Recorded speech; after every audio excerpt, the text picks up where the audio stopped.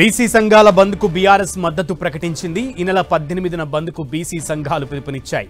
కేటీఆర్ను కలిసిన బీసీ సంఘాల నేతలు బీఆర్ఎస్ మద్దతు కోరారు. దీనికి కేటీఆర్ సానుకూలంగా స్పందించారు. బీసీ రిజర్వేషన్లకు తాము మద్దతిస్తున్నట్లుగా పార్లమెంట్లో బిల్లు పెడితే ఖచ్చితంగా పాస్ అవుతుందన్నారు.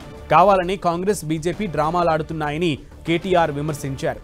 తెలంగాణ రాష్ట్రం మాదిరే బీసీ రిజర్వేషన్లను కూడా సాధించుకుందామని కేటీఆర్ పిలుపునిచ్చారు. వ్యాప్తంగా బీసీలకు లాభం జరగాలి అంటే పార్లమెంట్లో చేయాల్సిన పనిని శాసనసభలో చేసి మళ్ళీ నెపాన్ని ఇతరుల మీదకి తోసే ప్రయత్నం ఏదైతే ఇక్కడ కాంగ్రెస్ ప్రభుత్వం చేస్తున్నదో అది మంచిదైతే కాదు. అంటే అల్టిమేట్గా చిత్తశుద్ధి ముఖ్యం. కాంగ్రెస్ ప్రభుత్వం చిత్తశుద్ధితో ముందుకొస్తే ఈ పార్టీకి పని అయిపోయి ఉండాలి. కానీ ఒకటే పార్టీ 5 గొంతులతో మాట్లాడుతుంది.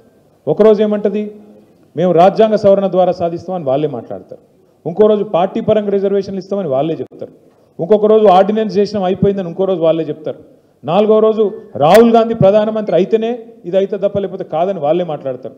మరి రాహుల్ గాంధీ ప్రధానమంత్రి కాకముందే వచ్చి జీవో ఎవడిమని నిన్ను రాహుల్ గాంధీ ప్రధానమంత్రి కాకనే పాయే నువ్వు ఢిల్లీలో మాట్లాడుతీవి, ధర్నా చేస్తేవి, దిగితే వీడికి వచ్చి బిల్లు లేదు ఏం లేదో జీవో ఇస్తేవి. ఇన్ని గొంతులతో మాట్లాడితే వాళ్ళ చిత్తశుద్ధిని మేము ప్రశ్నించకపోతే ఎట్లా?